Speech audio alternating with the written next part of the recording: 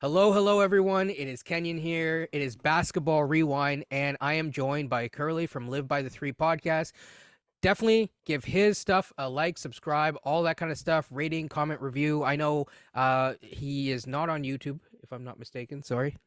Not But yet, not he is yet. on other things, so I will leave that in the comment down below, in the description down below. So, without further ado, I'm going to introduce a topic like I've been recently, and this is a new thing that I've been doing on this podcast. I think people seem to like it, although I haven't gotten feedback one way or another, but either way. So, today we're probably going to be talking a little bit about, follow up of our last conversation in terms of the coaching search. We didn't get a podcaster.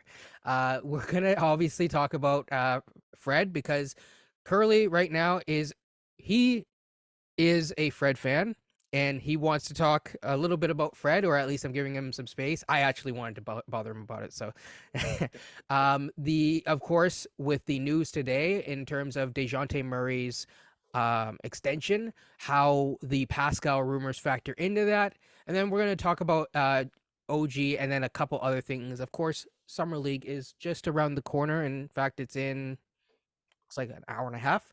So from when this is being filmed. So we're gonna talk about that as well. So without a further ado, how are you doing, man? I'm doing well, brother. I'm doing well. I'm excited to, you know, that we don't have to wait for basketball much longer. We get our fix with the summer league, so I'm excited to see the Raptors in action tonight. But also very excited to not only be on this wonderful podcast, but to be able to share this space with you, brother. Absolutely. I think what we will go into is first things first. We have a coach, and you can tell because I can see the background behind you. Uh, I that don't man know which right way. there. Oh, that way, that way. Oh, Yeah, go ahead, no, the brother. other way. Yeah. No, get the other guy out. He's messed Yeah. up recently. So, so Mr. Darko is who we have. We did not get a podcaster. We did not get a TikToker. We took a long time, but we ended up with an NBA coach.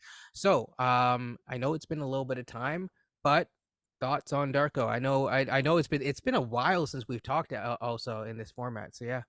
Yeah, no, definitely.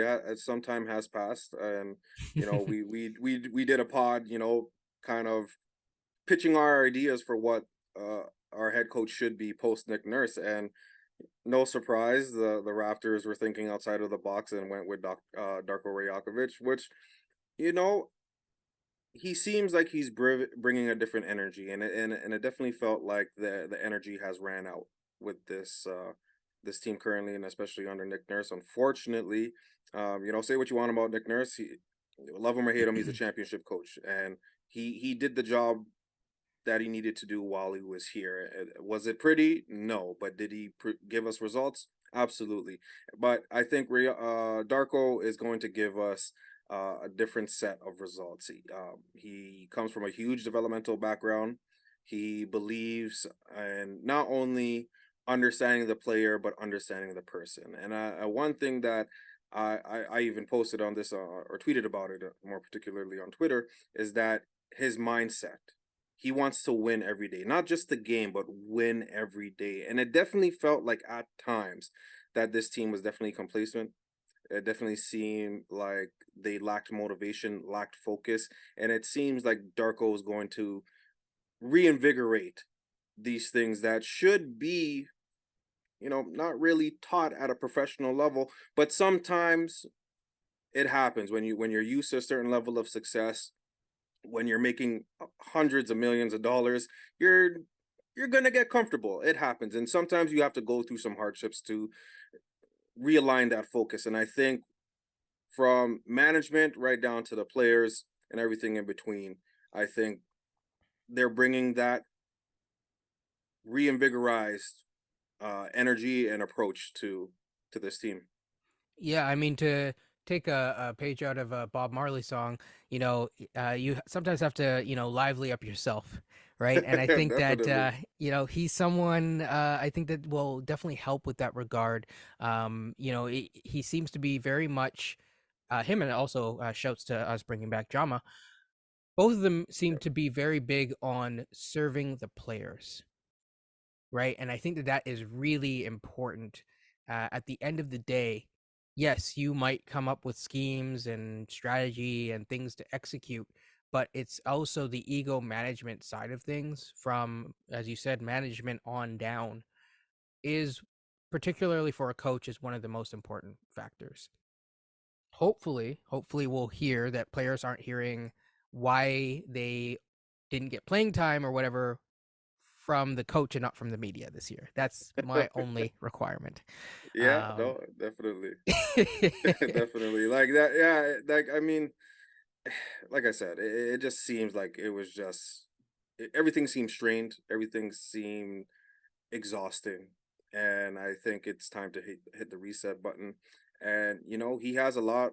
Coach Darko has a lot of great ideas. He believes in a lot of movement, a lot of team oriented approaches and schemes, and I'm excited. I'm excited to see what he's going to bring to the table. I'm not saying he's going to be, the savior, and I think some people in the fan base might be having too high of an expectation for Darko. Like, there's a lot of things that have to go right, and I think he's taking on a huge ask, but it definitely seems like the support system, especially with Jama and the other great assistant coaches, Pat Delaney being another, it definitely seems like they're going to have all hands on deck, and it should, fingers crossed, be a smooth transition. and also, to be honest, Jama, if I'm not mistaken, he was with the Warriors last year. They just dealt with some ego management stuff there with someone having a Absolutely. black eye. Uh, so I think and with high level championship level players. So I think that we are getting a staff that is now, maybe not all of them have been in the same position before, but people who have been in different situations that will be able to apply that to what we're at right now. Okay, so moving forward, we talked a little bit about it in terms of the challenges that we had this year. Um, well, at times, at least in the fans' minds, Fred was one of the people that were central in that for one reason or another. Now, I'm not here to place blame. I actually blame everyone. So I'm like, Yep. I think that y'all could have done better. So, Agreed. but with that being said, in terms of Fred, he recently made his departure. So he recently bet on himself and he won out. Yeah. Next chapter in that book looks really good, and that documentary is going to win out for him. So really good, really on brand, really for the brand. What were your thoughts when he left? Because I've seen other people's thoughts, and it's almost like I jokingly said on a recent episode, I think it just dropped today, is that I said it was like Prince died or something for some people, and I'm like, oh my goodness. Yeah, it was an unfortunate situation, but I think people who are tapped in, like myself, you, and the other great people that share this space, saw it coming. The writings were on the wall. It was clear that he was looking to get paid, and I don't think there was anything wrong with that. I think that in any career, especially sports, more particularly sports, and more specifically sports, it's a very short window. Yeah. It's not going to take much for your career to end, and you want to set yourself up and your family and your children and your children's children and whomever with generational wealth. Mhm. And I think if there was any player that deserved it, it was Fred. Now, did I think that the Raptors should have been the one to foot the bill? No, I don't think so. we You have, start looking. yeah, you know what I mean? That bill is looking kind of long, but You just pass it to the person beside you on right, exactly, the. and hope for the best, right? Hope you're not washing dishes in the kitchen, but Yes, dying um dash. but the thing that's so frustrating about this situation, love him or hate him, he was an all-star. He was undrafted. We know his story. He's had to claw for everything, and he did it as an ultimate professional. He had to do a lot of the heavy lifting for the Raptors. He had to take on an offensive load that his body literally could not handle.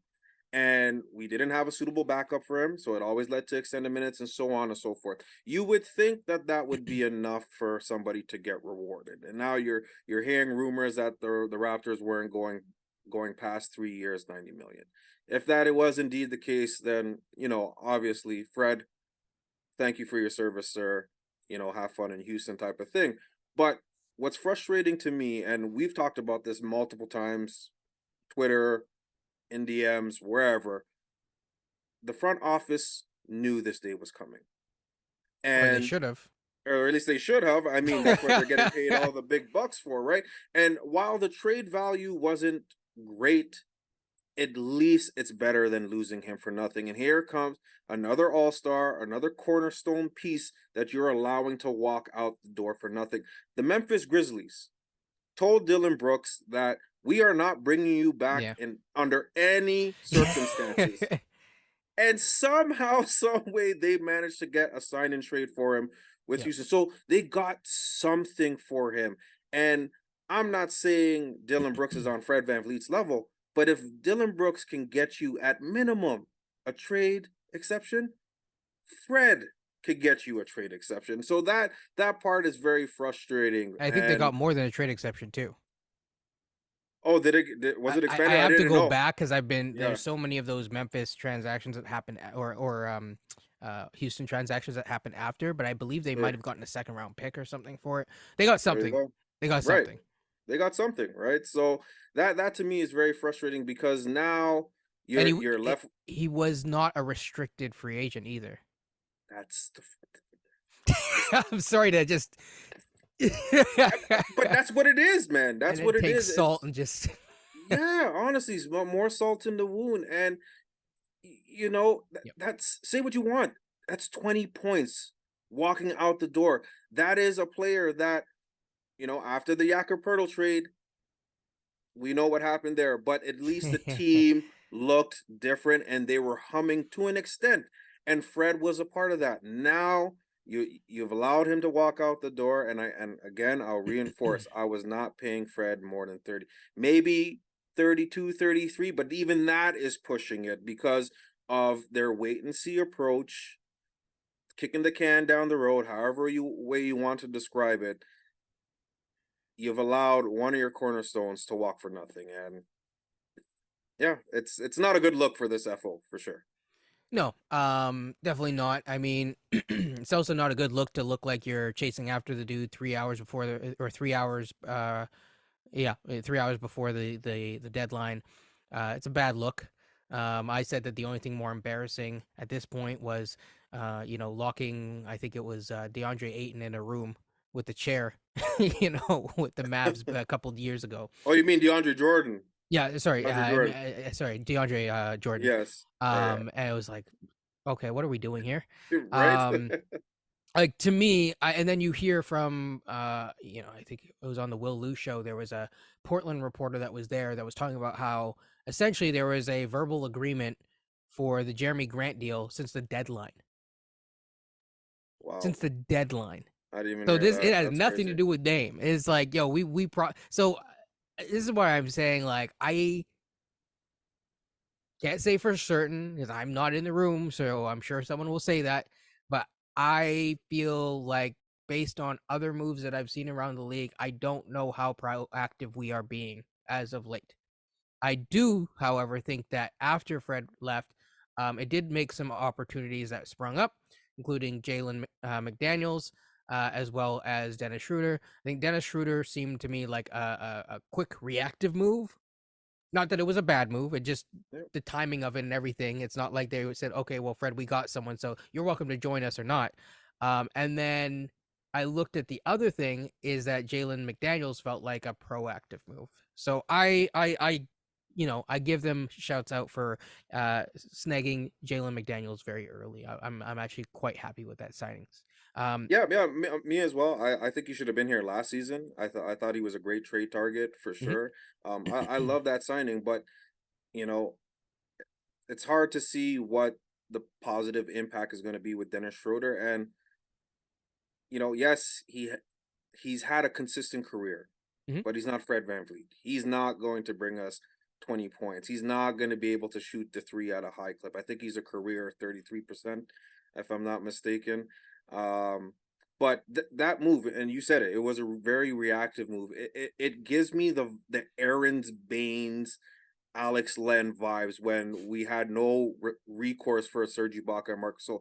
Granted, they were older. Granted that they wanted a little bit more money, but they were very important pieces from that championship roster that had important roles, and you just grab two guys off the street, so to speak. And that's not a slight against them, but in Yeah. comparison to what Gasol and Ibaka meant, to have such a significant gap between an Aaron Baines and Alex Len signing, this is what the Dennis Schroeder signing, it gives me those kind of vibes. And I hope I'm wrong, and I definitely pray that I'm wrong. There's a lot of great things that Schroeder can provide to this team, but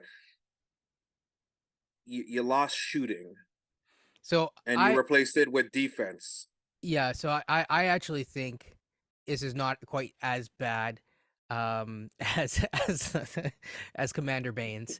I think looking back at that, first of all, his highest shooting year was actually when he was in OKC. Uh, and the one of the assistants was the man behind you, actually on that team. So that is a very I got it interesting. right this time. I got it right this time. Yes, yes.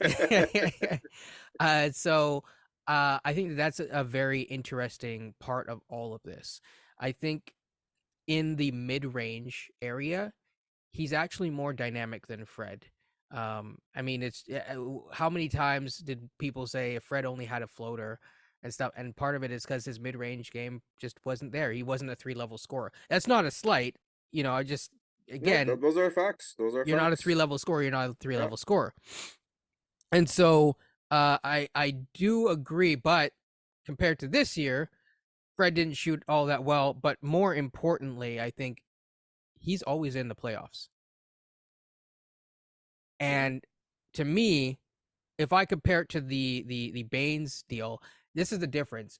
I wasn't mad at them losing Ibaka for nothing. What I was mad at is that it took them so long to find a free agent. And the reason why I feel like it was is because they what they were really planning on doing is we have enough to be okay, and then we're gonna sign Giannis. And that was the plan. And the reality is that you need to make your signings anyways because we are turning into a sign and trade league in general anyways. If a guy's gonna come, he's gonna come anyways. Agreed. They they didn't sign OG Anunoby to his contract valuation until after, like literally the day after Giannis was confirmed. And I think also Rudy Gobert, who was also a target at the time. Yep. And so to me, if they were more proactive, I have to go back and look at who was there, but I'm fairly certain those two were not the only available signings that year. If you go back and look, I'm sure that there were other people that were available on the market that year. And I think that by waiting so long, because I don't think you were going to get anything for those two, but by waiting so long, you didn't even get a chance to do that. Yep. So Yep. that's my take on it. It's kind of expanding on what you said, not necessarily disagreeing, but it is expanding on it a bit. But yeah, it's I think the whole thing is quite frustrating. But with that being said, again, we have someone who is at the very bare minimum, very very healthy throughout all of his career, right? Very very much in the playoffs. In the playoffs, who was the in general the third best, I'd say, guard on that team at times. Because Yeah. at times you could see they got frustrated with D'Angelo Russell. Yeah, definitely. So after Austin Weren't Reeves, we're sorry, we're wasn't that frustrated to give him a bit of a bag for his troubles, but yeah, you're right. yeah, that is true. That is true. But yeah, and so I it's not a one for one for sure, but I think Sure. that Dennis will be okay. I also think that what this did, for better or for worse, is it forced Masai to now move down and start pivoting towards your next best people, right? Barnes and Siakam. People who are going to get up in arms, I said Barnes first. I know because some people are very, persnickety about wording in that manner. So there, Barnes came first. Either way, you're building around your wing skill set, and particularly those who are able to play make a little bit better and stuff like that. So with that being said, we now shift over to the Pascal Siakam rumors. There's been a lot of rumors again and again and again and again. Will he or won't he? Why haven't they? I recently heard on the Will Lou show that they haven't even like offered an extension. So, I hope that that's not breaking news because I didn't say it first. But to me, the whole thing, you know what? Actually, I'll get your opinion first. What do you think of all these rumors? Not to mention that DeJounte Murray just signed his extension. Pascal Siakam has been our best player, more particularly the last 2 years. He's had to shoulder a heavy load, and more times than not, he's delivered. He's been fairly consistent. The beginning of last season, he looked like a top 5 MVP candidate because that was his goal prior to the injury that he suffered in Dallas, and it was just trying to recapture that form for the rest of the season. And we saw flashes of it, Mm-hmm. but he's been our best player. I just can't seem to understand why we haven't taken care of our best player yet. He's also the most consistent too. And that's across the league, you know. So usually when you perform at that kind of level, you're rewarded. And I think it's incredibly frustrating as a fan that we haven't taken care of our best player. I find it very interesting that we've always been a team that has been deemed not a free agent destination. Not too many people want to come here. You have a player that wants to be here. And, say what you want. He may have tanked his trade value, saying that he's not going to be signing an extension with any team. Sorry, I have a puppy appearance. No, that's Uh, okay. but his trade value might have taken a bit of a dip. But I'm trying to figure out why we haven't built a team around our best player yet. And Yeah. and that to me is the struggle. So and we can go back and forth on this idea. Picking a direction has a part to play on this. The wait and see approach to roster moves or changes or the type of players that they draft. We can go down the line. All this uh, kind of compiles into a much bigger problem. And this is where we are right now, mismanaging assets. And I hate to refer to players as assets, but it is a business and they are viewed Mm-hmm. as assets, unfortunately. But we've mismanaged assets, and now the solution to this problem, or possible solution to this problem, is pivoting off your best player. Now, the only good that comes out of that is that you are forced to commit to a direction, which is something that they have delayed and delayed and delayed, which is a full rebuild. These little tweaks here and there has come at a price. Price is losing our players, losing free agents for nothing. And it's incredibly frustrating that our best player is in this situation. And it's not surprising as well. Like you said, Pascal has been a beacon of consistency. And what team wouldn't want somebody that can give you 25 points a game, that can guard multiple positions, that can play make, that can consistently keep pressure on a defense, draw double teams, even triple teams, and create open opportunities. I So mean, it's not surprising at all, yeah. right? I was gonna say the last time I checked, Durant wanted to play here with Pascal, right? Right. The last time I checked, even Jokic was talking about playing with Siakam. Last time I checked, I mean, like, it's like this guy is very valued. What I find very interesting is that this fan base always seems to have problems with this guy might be too expensive or paying too much money for this guy or that guy, Too much pocket watching, right? man. So it's like, oh, we shouldn't pay DeMar DeRozan. Beyond reminded me of this actually yesterday is that people were complaining about paying Vince when it came time to it, right? And I remember that vividly. which is very strange because then it's like you go back and you look at it, and then I'm like confused because I already hear people talking about Barnes' rookie extension, and I'm like, huh? That does I, make sense. I'm not. This is not me slighting Barnes or anything like that. I'm just saying, like, if we're not gonna pay like Vince Carter, right? Like, if you're gonna complain about that, right? Like, I'm just saying it is Vince Carter, Yeah.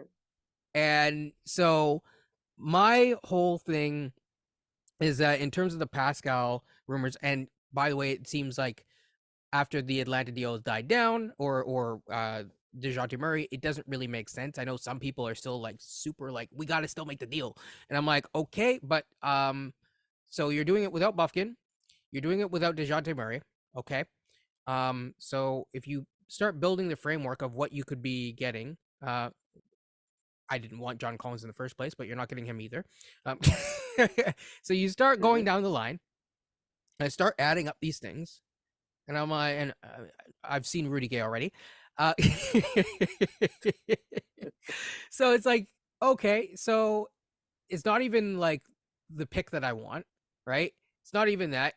I heard someone suggest to me, and this is not my framework, people. Someone just suggested, oh, maybe DeAndre Hunter and Jalen Johnson. And I'm like, okay, so you're going to trade a 2-time All NBA guy, a guy who was borderline this year, off by 15 votes. Okay, that's how close it was Hmm. from having another All NBA spot for not even their best pick asset for DeAndre Hunter and Jalen Johnson. And this is not shade against those two players. But Like we can't even get Bogdanovich in that deal. Like, come on, man. Like, exactly. you didn't know who they're trading for. And I don't know if either of those players that people are talking about, I definitely don't know if they're going to be an All NBA player in the next 2 years. And I don't know if they're going to be an All Star in the next 2 years. I don't know. Um, I really don't know. So it's challenging.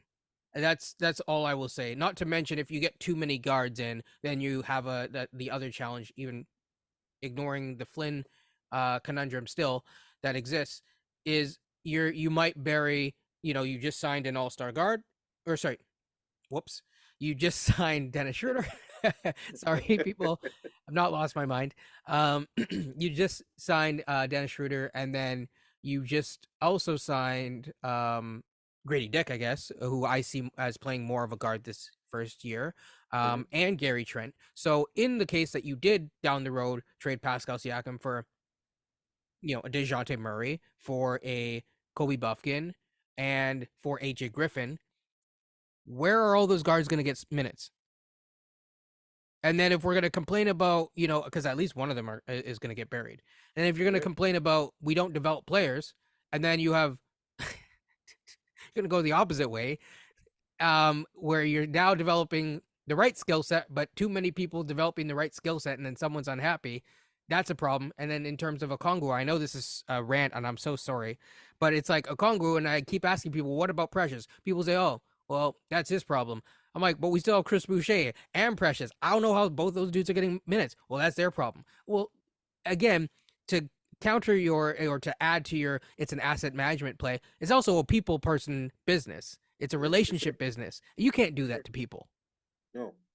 No, I agree. I agree 100%. And I think it's very easy to say, this player is going to look great in our system. It's easy to match salaries in the trade machine, and like, oh, I got a perfect trade. It's very easy to do that, but something that should have been highlighted, and I know you've noticed this because we've talked about it. Fit.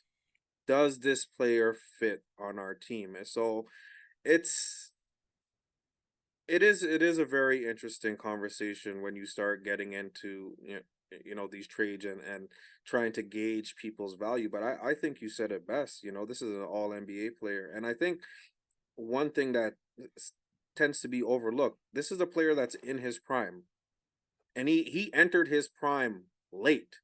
And, Yeah. for a baseball reference, I compare his prime similar to Jose Batista. Jose Batista was in the league for years.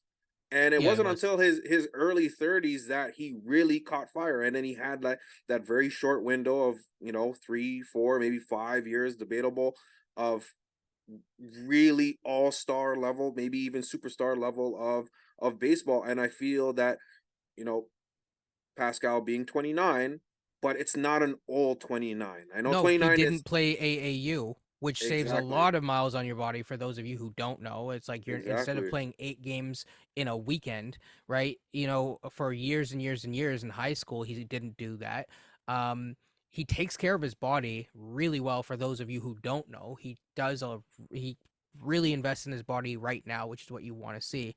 Um, I know some people say he's a very physical player, but he's actually more crafty than physical if you actually Yeah, watch him, in terms of how he slithers to the hoop and stuff, how he uses his spin moves. There are ways that he can also simplify his game to use less energy, and also, hey, maybe not playing in a defensive system that is a high wire act might actually help him and might extend his career even further. So I think that guys today that are actually taking care of their body and doing well with it are playing into, really high level basketball up until 34 at least.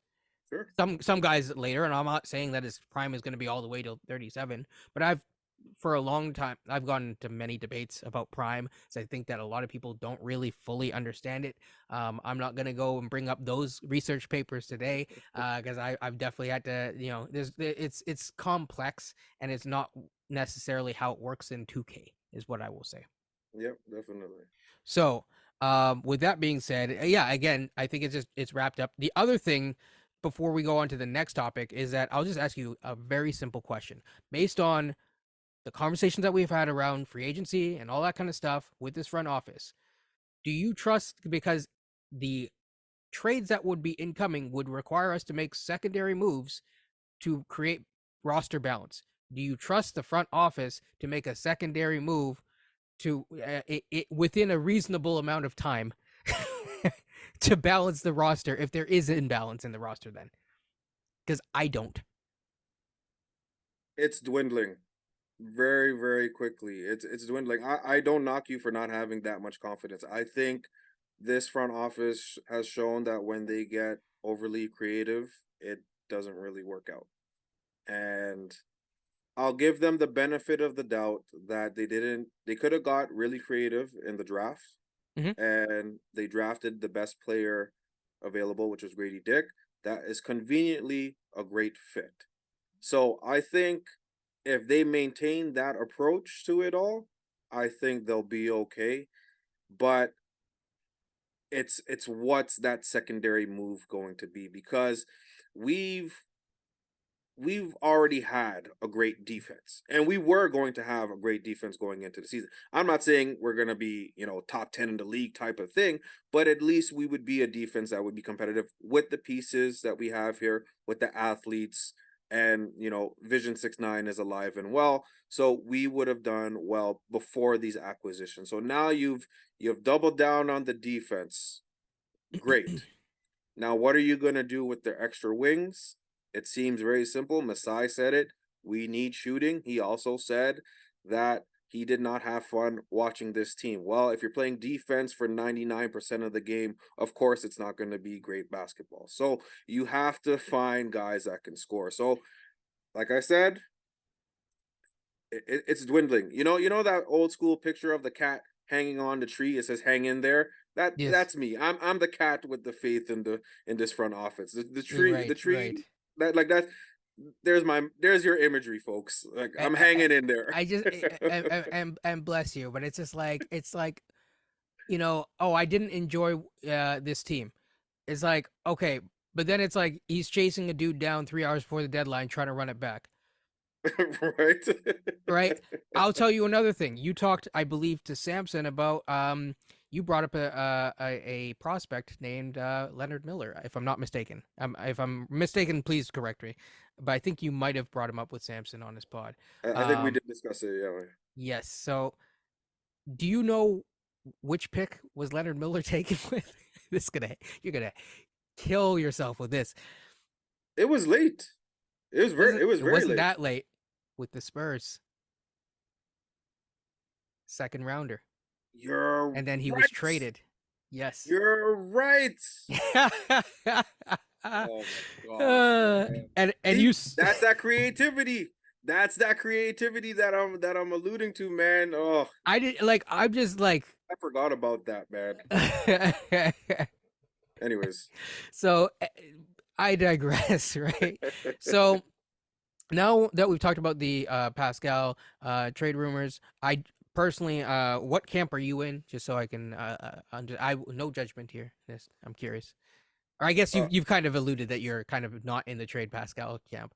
Um, no, I'm not in the trade Pascal camp. While I do understand if they decide to pivot, mm, that it makes sense that you're going to build in the future. You're gonna bank on, Scotty Barnes becoming a superstar, OG becoming, an all defensive player.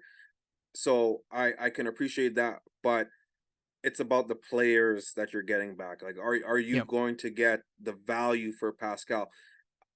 Do I think Pascal's value has diminished in any sense? No, I don't think so. I think, like I said, he's in his prime. He's gonna get you something. But I think for me as a fan of Pascal, I definitely want to see him here. But I also understand that the fit might not be the greatest when you got Jakob, Scotty, and Pascal living in the same space. So, I um, yeah, I mean, I just get concerned about like, okay, you say there's spacing issues, but then you shoot out of you basically shoo away the best shooter of the three of them, and then let the other two.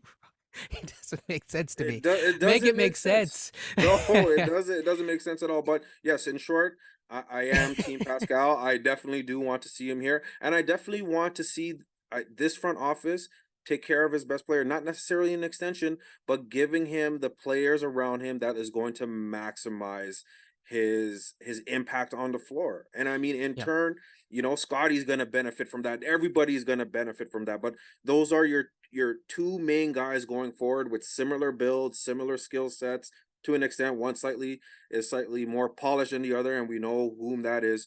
But at least when you're ready to pivot, the foundation is there, and that's the biggest problem that I have with this front office. We have no foundation to build on, and if we do have a foundation, it's very, very weak. and my thing isn't necessarily just to focus on the Pascal Siakam thing. And look, people, I'm not so attached to any player, be it Barnes, be it Pascal, be it go down the entire roster. My whole thing is get, you do not want to take a cents on the dollar, and I think that sometimes we've tried to do these insane try to hit a home run every time, and I think I've said this even to you before. It's like, Yep, let's go for a couple singles, right? Like, let's get on base first. It yep. is baseball people season, and so I'm gonna make a couple more baseball references here and there throughout the episodes.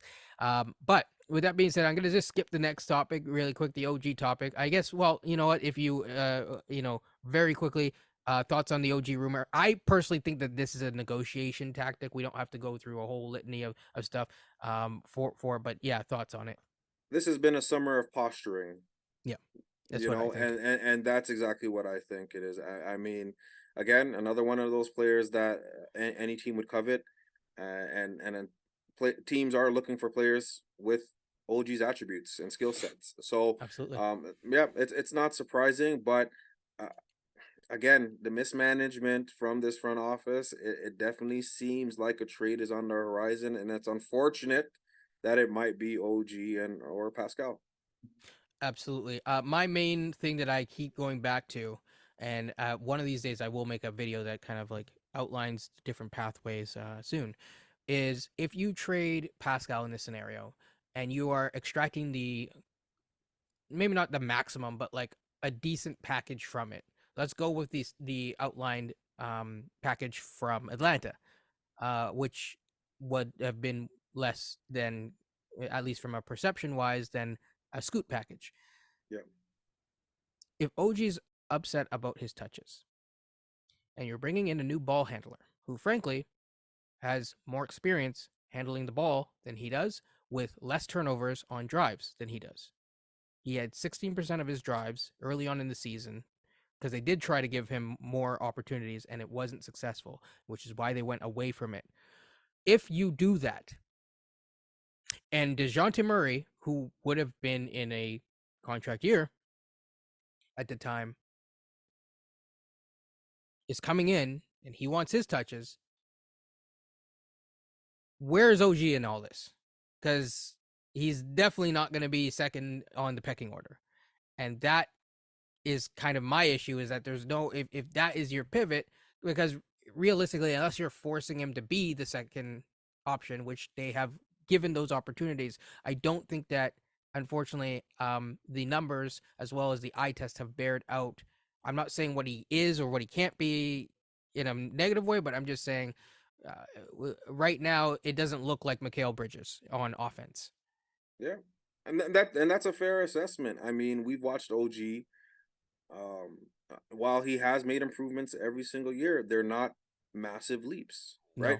No. I will say this year is probably the best I've seen him Mm-hmm. personally, because he's found other ways to be impactful.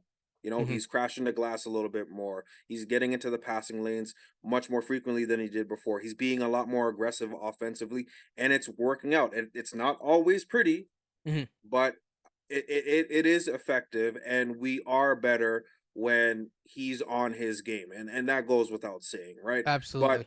but again, there are limitations. So if these limitations are acknowledged, and like you said, in the early parts of the season, it was very, very evident that they were going to give him his touches, and it was also very evident that it wasn't working out. Is that somebody that you want to bank on? Are you banking on a player with limitations to lead you to the next level? I don't necessarily think that's a recipe for success. No. And if you are, you at least, again, with a Pascal move, want to have it as many cracks at getting someone who can be as possible. So Absolutely. I think that that's probably the best way to put it. And in any move either, right? Like you want as many cracks at the chance to get the skill set that you are sending out. If you Yep. aren't getting that, then you're not extracting maximum value. Uh, Right. However you are evaluating, I suggest that people put that lens on. Dame time, real quick. I mean, from our standpoint, I hope there's a nothing burger in this, but um, just really quick musings on Dame. It's getting pretty ugly rather quickly, you Yeah, I know. saw that happening. Yeah, not surprising, especially in the social media age, that when a player voices their opinion, we're always yearning for more and more, and the more squeeze lemonade out of that lemon, you're probably gonna get something that is not as fruitful and not as enjoyable. And I think that's pretty much where we are right now. Um, you know, I, I don't know which fan bases you touch, but Miami Heat, just trade for him. Don't let Caleb Martin be the hang up. If you really do want him, you're trading for a superstar. Caleb Martin, while he had a great season, he's not a superstar. So if that's your hang up, please just trade him so we can move on. I think it's going to be ugly the more it drags on. I think Dame, you know, arguably the greatest Blazer of all time, has spent 11 years there. You can talk about whether the Blazers has maximized his prime years. Me, I don't necessarily think so, but you secured the bag already. You got paid, and listen, man. I'm not pocket watching. Anybody that has an opportunity to sign a deal that Dame did or any player has done, like Desmond Bain signed for over 200 million. You know what I mean? So if you have an opportunity to do so, do so. And you, as a franchise player, has been taken care of, but you are limiting the options. I don't necessarily see how that correlates. You know what I mean? So I think that while he has earned a right to make a trade request, he has earned a right to say where he wants to go, but it should not be the end all. I think at the end of the day, once you're pivoting off a superstar, this is not Bradley Beal. This is not Rudy Gobert. This is, if I'm not mistaken, a top 75 player. You need to maximize the value. Yeah, I mean, uh, in my opinion, when he was a free agent, I thought that they should have made that decision then. Um, and just make the decision and move on. Now, I will say that people are trying to compare Pascal to Dame or to Uh, Actually, people aren't really comparing it to that. They're comparing it to the Bradley Beal situation and saying that if he resigns, he's going to be Bradley Beal.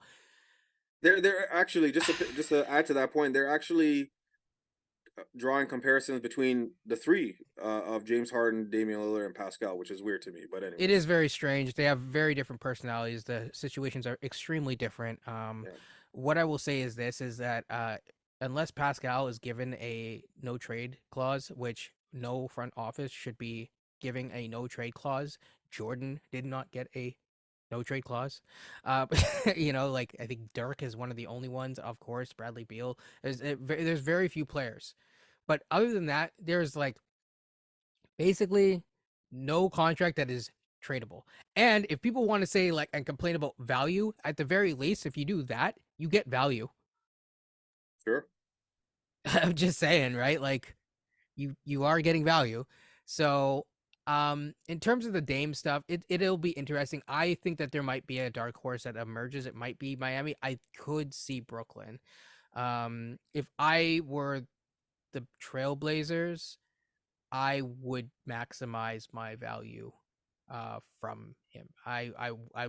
He's under contract for what, 3 years? yeah, I'm Wait pretty him sure out. it's 3 years. Yeah, It's getting paid anyways. Sit on the yeah. bench if you want to. I don't think he would though. No, I don't think he would either. But I'm just saying, Right? like, if it comes I down to think he it, will. Yeah, yeah, no, definitely. I totally agree with that. I'm very curious to know if there was something agreed upon because this changed rather quickly, right? um, The whole I mean, situation. he's been very like I don't blame Dame in this because he's been, and I No, don't blame the front office either. He's been very vocal of like for years, get me the teammates, and they didn't. Right? Fair enough. They decided not to, but they could have made moves. If they wanted to, neither side wanted to be the bad guy, and this is part of it. yeah, And which fair enough, and there's nothing wrong with that. But like you have to make a decision. Sound familiar? You have to make you have to make a decision, and then you have to have a plan moving forward, and just execute that plan. And so I mean, we'll see with the Portland Trailblazer, but they do have some exciting. I mean, you know, an exciting young core. What I will say next is that this is a good segue into Summer League because we're about to see next year's starting lineup for the Portland Trailblazers in Summer League. And so my question to you is who do you think wins Summer League? Besides them, I guess. well, I hope it's the Raptors. Like, damn, man, I want to see them be Yes. successful. No,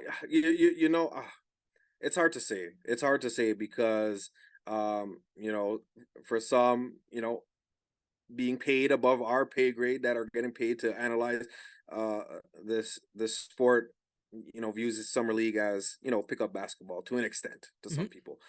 So maybe there's not too much value in that, but They do um they do win some money actually if they no, no, I yeah. do know that. So I'm very curious to know why they don't, big it up a little bit more. But I think Yeah. as fans, it's definitely exciting because we want to see these young players perform, and we want to see what we're getting ourselves into. But to say who's gonna win, I'm not necessarily sure. But I am excited to see Grady Dick in action, especially Marquise Noel, Moses Brown, and yes, I'm focusing on the Raptors folks.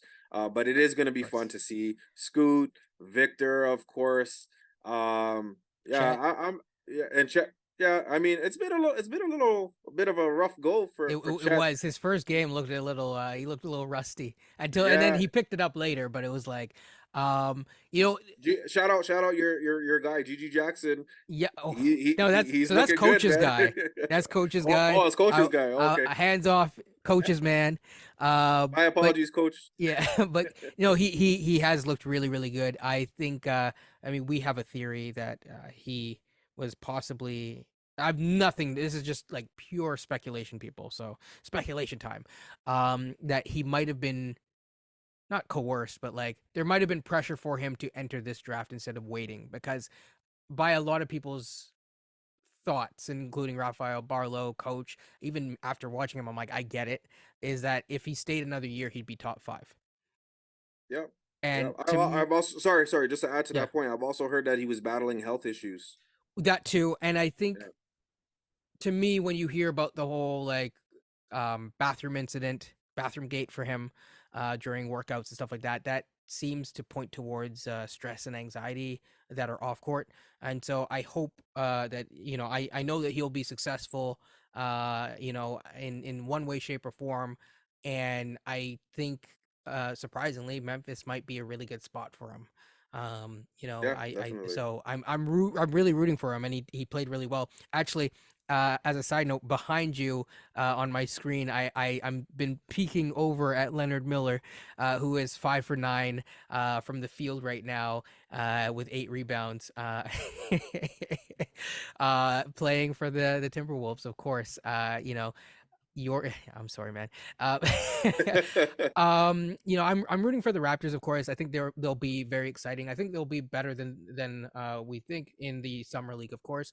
But Christian Koloko is not playing because of respiratory issues, of course. And the other thing is that, again, it's tough when other squads are bringing like their literal like last year's full like. I don't know why Jalen Williams is playing. Hey, yeah, I'm very curious. I mean, we saw Keegan Murray, and he's dropped like you know 40. 40, and then another high 30-point game. But hey, you know what? I'm okay with that. First and Yeah, yeah, second yeah. year guys, get your reps in. Come and dominate the competition. But I mean, we also saw it with Desmond Bain a couple years ago, True. right? They gave him That's some true. more ball handling duties. So I definitely think that if you have a young player that you want their game to expand, I think that's the perfect level to do it. So I'm all for it. It just sucks for the other guys that are trying to compete, Feel like for a contract, and then like, here comes an undrafted guy, on a two-way deal, and he has to guard Keegan Murray all night, and he gets dropped, 40 get dropped on his head. But I will say honorable mention, yeah. um, on the Spurs, Mhm. I think we drafted the wrong Champagny. Mm. I'm just kidding. Julian is absolutely cooking right now. He's shooting. He's shooting at a high clip. But I am He was known as interested. the better shooter, actually. Interesting. Yes, yes, Yeah. yes. Interesting enough. But I will say somebody that has caught my eye, and we've seen Gigi Jackson, we've seen Chet come back. Dominic Barlow off the Spurs, whom they may cut. I'm not a big Vision 6'9" fan, and he is a wing. But my gosh, if there's an opportunity to snag that guy, like, he is absolutely beasting. He's shooting at the mid range. He's getting to the rim. He's grabbing boards. Think, oh, just I'm excited. As I don't know if you can tell, but I'm excited, folks. Absolutely. Also, is Drew Timmy. Shouts to him. He's playing right now for Milwaukee, right now, as we speak. So he didn't go back to get his PhD. Uh, so yeah, I think it's going to be a good summer league. Of course, shouts as well to Marquise Noel. I think he's actually going to have quite a big impact on both our development system, helping to stabilize the point guard like lineups in that kind of side of things, which is sorely needed. And also in terms of summer league looks very ugly when you don't have a proper point guard. Hmm. It looks very ugly, and he is a point guard for sure. He definitely is an offensive initiator, and he can pass for sure. So I think it's going to be very exciting. People definitely tune in. I'm not going to say what the game schedule is because by the time this comes out, we would have already passed the first game, which is now in less than 45 minutes. So with that being said, I think you probably want to get out of here. I definitely want to get out of here. Not that I mind talking. We'll probably talk after, to be Yeah, honest. for sure. But I think we're done with this episode because we want to talk some hoops, watch some hoops, and all that kind of stuff. So people, enjoy the summer. Be safe out there. Enjoy hoops. Like, comment, and subscribe. Again, check out his work. And last but not least, is there anything that you want to plug? Yeah, I think you've done a great job, bigging me up. So I do appreciate that very much. But yeah, check me out. I'm on Twitter at live by the